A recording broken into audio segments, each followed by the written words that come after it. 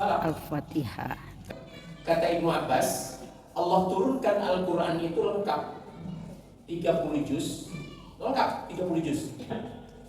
Kalau dalam bahasa kosmografinya atmosfera. Dan di dunia itu Allah sudah suruh Jibril menunggu. Lalu Allah perintahkan kepada Jibril, turunkan dia kepada Muhammad secara bertahap sesuai dengan keperluan dakwahnya. Dan itu pada malam Qadar. Lalu di 17 Ramadan menurut satu riwayat, atau di 19 menurut riwayat lain, atau di 23 atau 25 menurut riwayat lain. Jadi ada berbagai riwayat. Jibril menurunkan 5 ayat pertama dimulai dengan Iqra. Rabbil alamin, suratul Fatihah. Fatihatul Kitab. Nama ketiga dari surah ini adalah Ummul Kitab. Induk dari Al-Quran itu. Jadi kalau Al-Quran na'budu wa iyyaka nasta'in.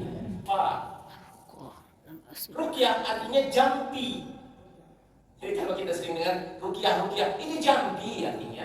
Bismillahirrahmanirrahim. Apakah Bismillahirrahmanirrahim termasuk salah satu ayat dari rangkaian 7 ayat atau bukan? Ayat hanya 2 pendapat saja, 2 pendapat besar. Pendapat besar pertama mengatakan bahwa ia termasuk dalam surah Al-Fatihah. Bukan. Dia tidak termasuk dalam surah manapun yang masuk dalam Al-Quran, hanya terdapat di pertengahan surah-surah manapun. Tetapi Bismillahirrahmanirrahim merupakan petunjuk bahwa Al-Quran itu dimulai dari ayat pertama. Maka disunatkan membaca Bismillahirrahmanirrahim. Segala puji. Segala, betul? Ya.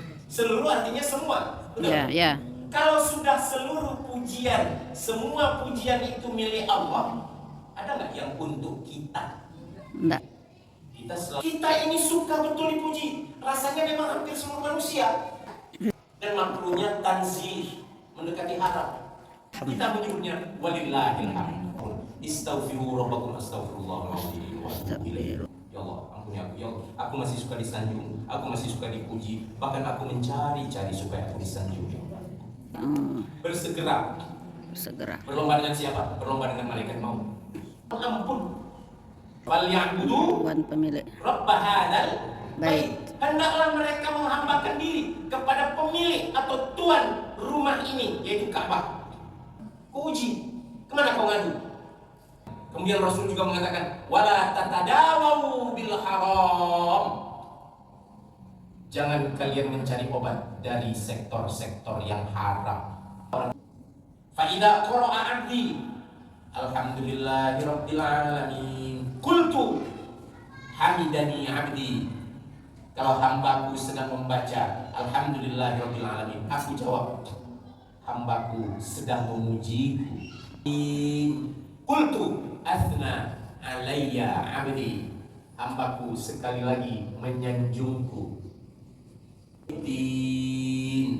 Qultu, kalau dia mengatakan malik yaumiddin, aku jawab lagi, majjadani 'abdi, hambaku sekali lagi mengagungkanku. Iyyaka na'budu wa iyyaka nasta'in. Qultu, dengar nih jawaban Allah.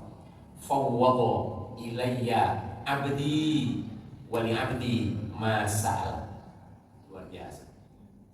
Ternyata hambaku ini betul-betul menyerahkan diri dan hidupnya, menyerahkan diri. Itu yang Allah minta dari kita. Alhamdulillahirabbil alamin. Itu artinya inna lillahi wa inna ilaihi raji'un, dan itu artinya la haula wala quwata illa billah. Tidak ada kita ini. Semuanya lillah, lillah, lillah. Milik Allah. Enggak ada gunanya sedikit harta pun.